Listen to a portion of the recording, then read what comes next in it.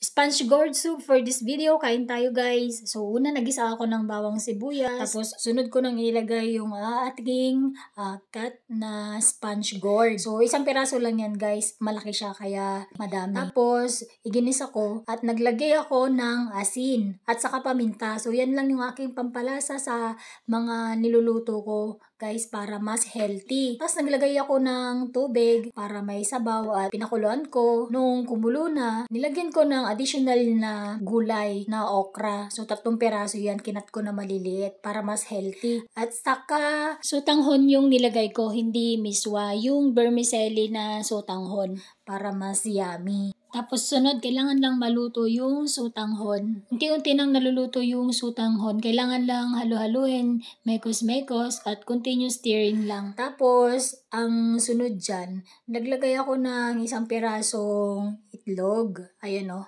para may twist at medyo mas mag-thicken lalo yung aking soup. At saka mas yummy at healthy yan. Ayan na guys. So, malapit nang maluto. Ayan, nung nag-thicken na or nabawasan pa ng konti yung tubig, ayan, ready to serve na guys. Yan yung aking sponge gourd soup, my version. Maraming salamat sa laging panonood ng aking mga videos at tapusin sana ito hanggang sa dulo. Bye!